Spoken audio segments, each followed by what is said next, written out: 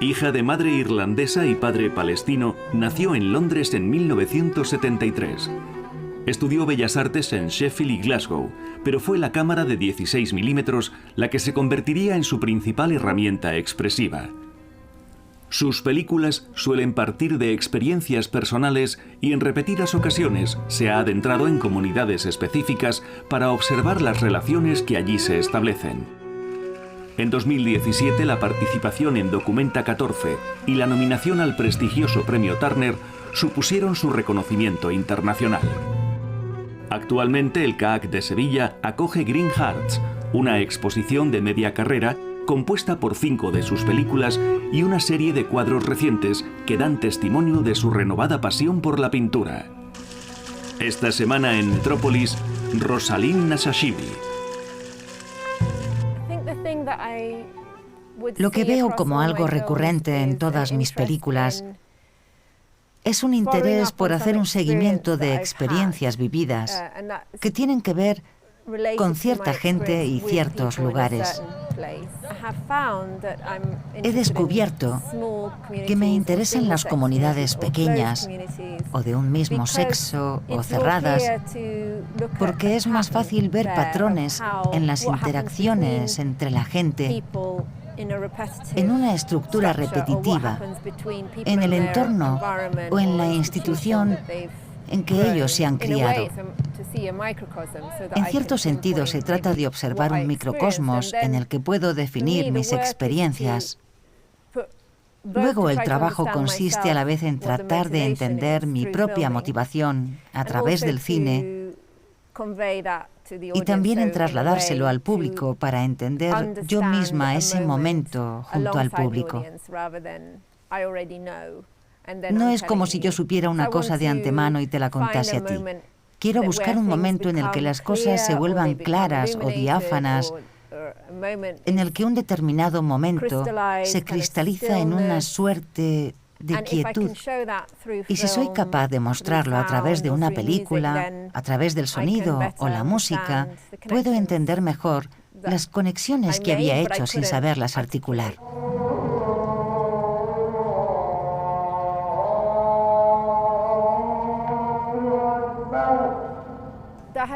Dahet Barit, el distrito de la oficina de correos, está rodada a las afueras de Jerusalén.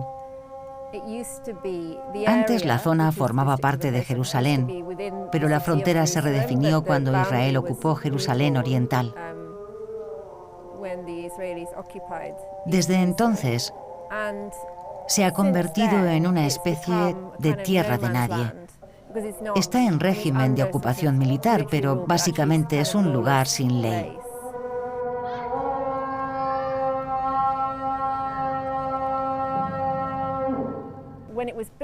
Cuando se construyó, lo construyó mi abuelo, que dirigía el servicio de correos palestino bajo el mandato británico. Hizo construir esa zona para los trabajadores de correos. Era una suerte de comunidad funcional y bastante utópica que tenía su propio servicio de buses.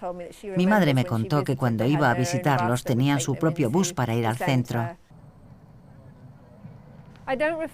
No me refiero a la historia o a mi conexión con la zona a través de mi padre y mi abuelo.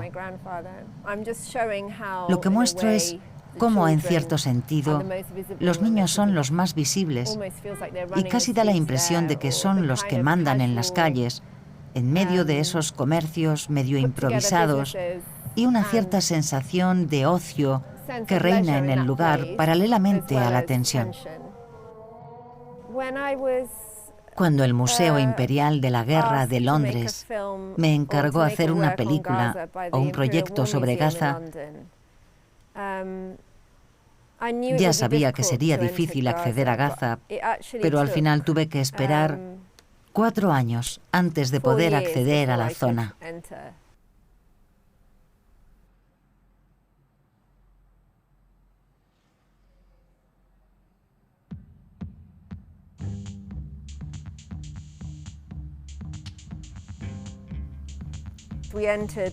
Entramos en junio de 2014, el día en el que 3 adolescentes israelíes, hijos de colonos, fueron secuestrados Y al poco tiempo, los israelíes volvieron a bombardear Gaza.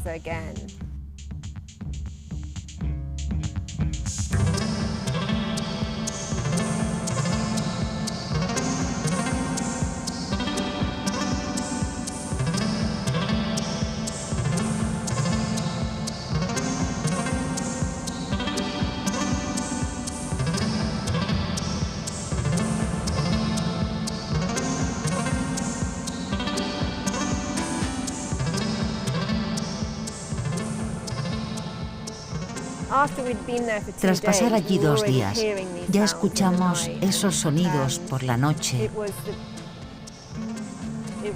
y el representante británico en Gaza, que era de Gaza, me llamó para decirme: ¿ha acabado con su trabajo? Porque creo que tiene que acabar cuanto antes e irse. Si no se va, no podemos garantizar su seguridad ni que vaya a poder irse.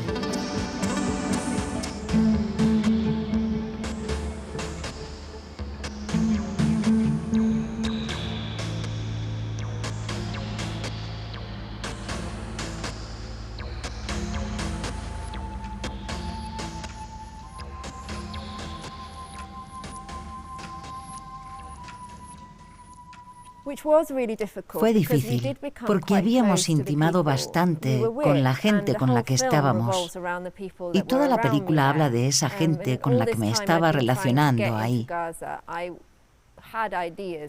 En todo el tiempo que pasé intentando entrar en Gaza, se me habían ocurrido ideas para la película, cosas en las que quería fijarme. Pero con el paso del tiempo decidí que lo único que podía aportar yo a la conversación, al debate actual, era una experiencia muy personal de cómo sería para mí viajar por Gaza y cómo trasladárselo a los demás.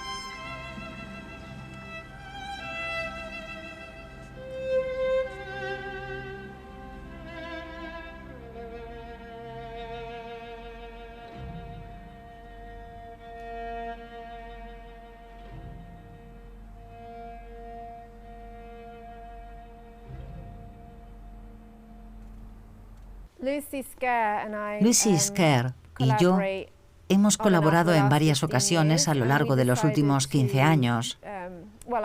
Y después de ver una exposición de Gauguin en Londres, evidentemente conocíamos ya su obra desde adolescentes, decidimos ir a Tahití para revisitar o repensar lo que hizo él ahí. Para bien o para mal, hizo un retrato del pueblo indígena tahitiano, las mujeres en particular, claramente mitologizado, a la vez que tuvo una relación muy problemática con ellas a nivel personal. Con todo, nos dimos cuenta de que esta era la única referencia que teníamos de la región. Y decidimos que de algún modo queríamos averiguar qué pasaría si fuéramos ahí, siguiendo sus pasos. Queríamos saber lo que pasaría si 2 mujeres artistas adoptaran la postura de Gauguin, en cierta medida, cómo actualizar y a la vez cuestionar ese modelo.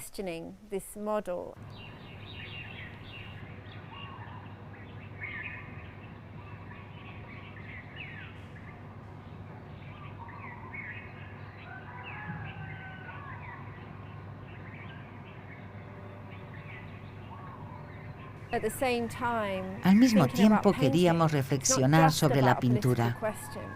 No es solo una cuestión política.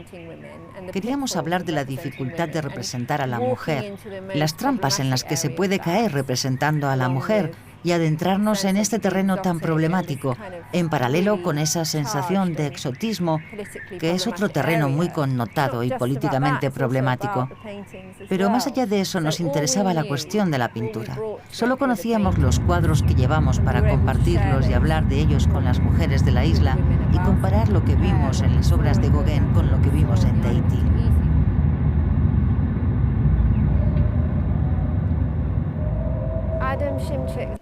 Adam Szymczak se puso en contacto conmigo, creo, en 2015, para preguntarme si me interesaría hacer una pieza para Documenta 14 y si me interesaría conocer a dos mujeres en Guatemala, Vivian y Elizabeth.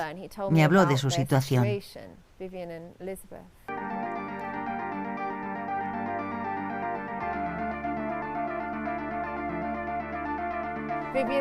Vivian Sucher nació en Buenos Aires.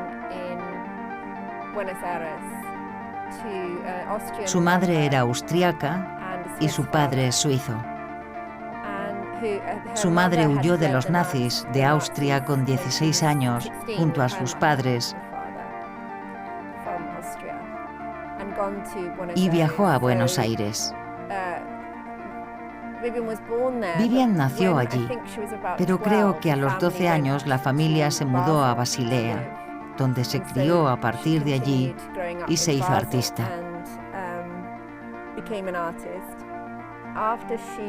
A los 30 años se divorció de un escritor con el que se había casado y fue haciendo autostop desde California hasta Guatemala. Llegó a Panajachel y decidió quedarse ahí. Y llegado un momento, su madre, que había enviudado y ya era mayor, se fue a vivir ahí con ella y le construyeron una casa en la misma parcela, al lado de la suya, en el mismo jardín.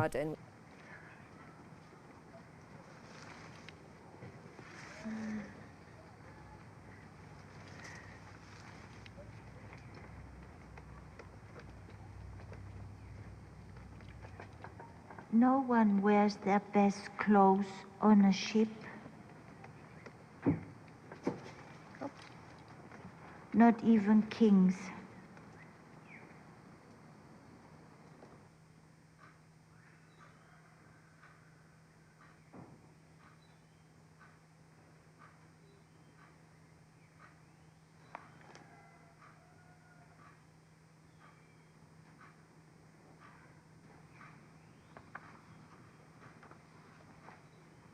I cherish every moment with my mother.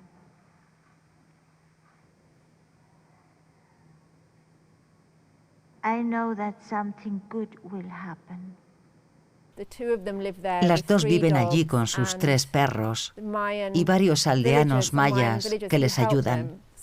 2 guardianes que se turnan para vigilar la propiedad día y noche y una cocinera. Se cuidan entre ellos. Well, my mother, I don't know what she's afraid of. I never heard her mention that she's scared, afraid. Y las dos hacen arte todos los días. Por un lado, es un lugar muy mágico, estar ahí en ese jardín tan increíble y ver cómo se cuidan la una a la otra y trabajan juntas y llevan una vida muy lenta, es un lugar muy sanador. Pero por otro lado también tienen miedo porque no forman realmente parte de la comunidad de sus vecinos, son diferentes de sus vecinos. Well, I can also, when it rains, and it rains hard, then I get afraid and like almost no breathing, you know, it like this. Because that comes the remembrance of that. Because it can pour incredibly. And it is kind of scary. Oh, and there are the strong winds with all the trees around. El jardín de Vivian me hizo pensar más en mi propia situación vital y laboral. Porque soy madre soltera desde hace poco, hace 3 años o así, y ahora pienso más en otros tipos de estructuras familiares y en cómo mi trabajo puede enriquecer mi vida familiar en vez de entrar en conflicto con ella. Aunque siempre es difícil ausentarse para un rodaje en términos de vida familiar, de un tiempo a esta parte he decidido repensar mi vida familiar y, por un lado, incluir a mis hijos en mi trabajo y, por otro, incluir en mi familia a personas que son importantes para mí a nivel creativo o como amistades. Ya no pienso en términos de familia nuclear, con mamá, papá y los críos, sino en términos de comunidad. Veo la familia como una comunidad.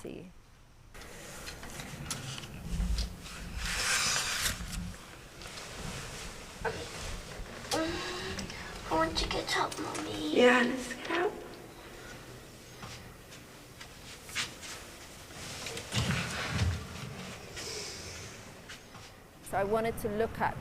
Quería estudiar a este grupo concreto de personas del que me siento cercana y que en su mayoría resulta que son de Vilnius, Lituania. Son amistades que he ido forjando, primero con 2 o 3 personas clave y luego el grupo se fue expandiendo, abriendo a más gente y encontré algo muy interesante en esa comunidad.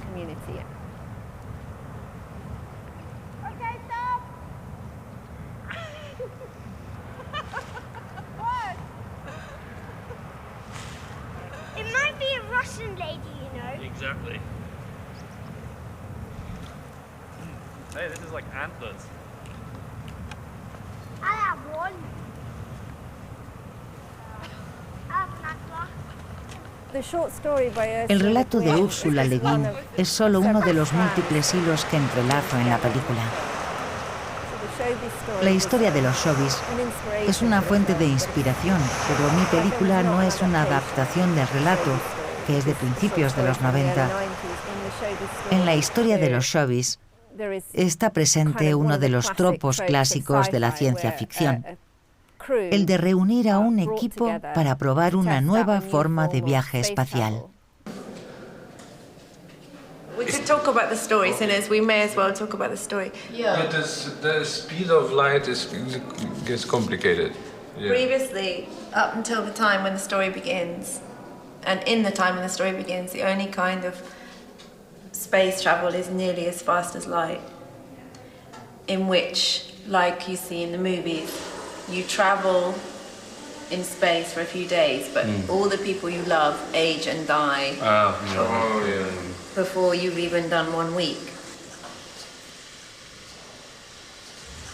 So there's a new kind of space travel which is invented called Churton. Film this out.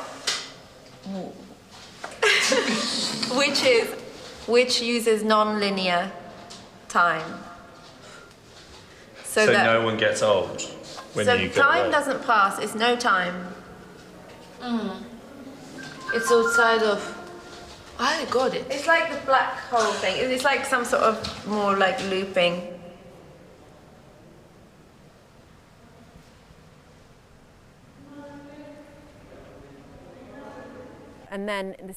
Luego, en la segunda parte, que se rodó casi un año más tarde, volvemos a una localización similar y tratamos de recrear algunas secuencias no lineales.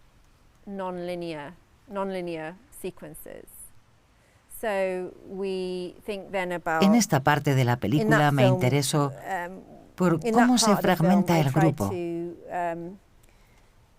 porque cada uno tiene experiencias diferentes por la enfermedad, por el duelo y cómo se puede volver a cohesionar a través del intercambio de sus relatos.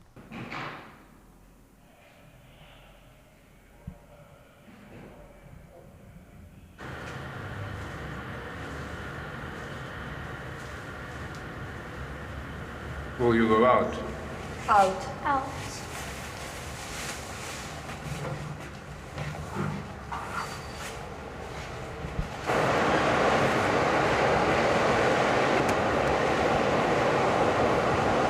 Where is she?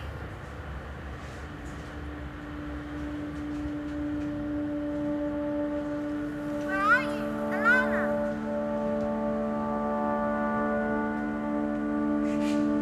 Should I go after her? How? No, Pauline. Please return to the lander. Pauline.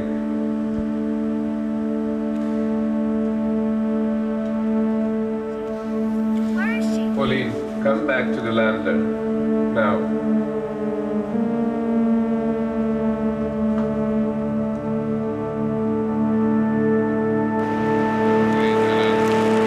Please return to the lander.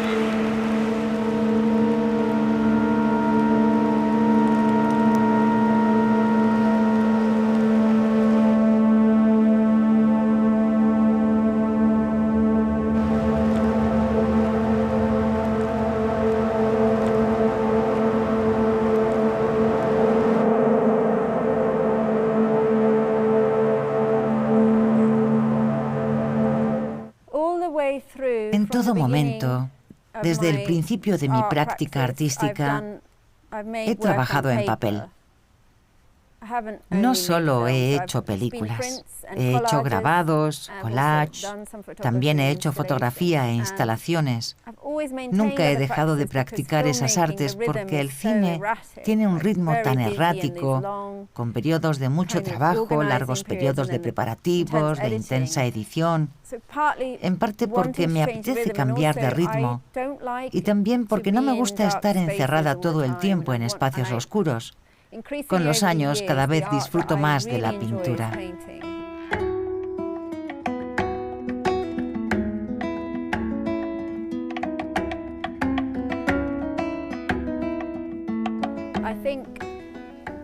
Creo que tanto en mis pinturas como en mis películas me interesa ese momento del que hablé antes, en el que las cosas se cristalizan o se iluminan y el tiempo cobra una textura específica.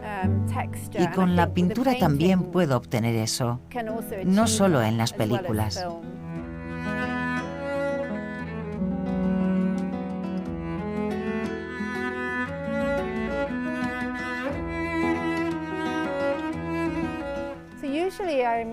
Normalmente los lugares me inspiran para hacer películas, como hablamos antes,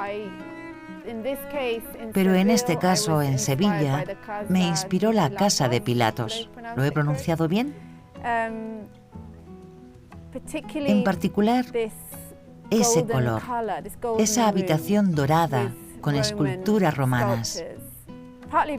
En parte es por la belleza estética del lugar y el jardín al que da, pero también por la historia de Sevilla, esa historia tan violenta de la expulsión de los judíos y los musulmanes. Y estos palacios aparecieron en esa misma época. En cierto sentido, los cuadros que he hecho son una reacción a esas estancias en toda su gloria, su belleza y su elegancia. Pero a un nivel más profundo, pienso en mi abuela, que era una judía sefardí, que vivía en Palestina y seguía hablando un dialecto del español cuando yo era niña. Su familia debió de ser expulsada en la misma época en la que se construyó ese palacio.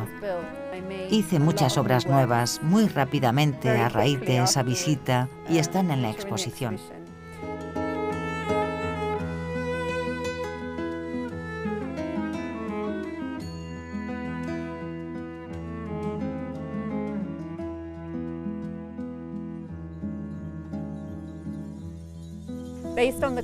Me inspiré en los colores de los paneles de las paredes y en algunos de los objetos, y en la calidad de la luz en el jardín.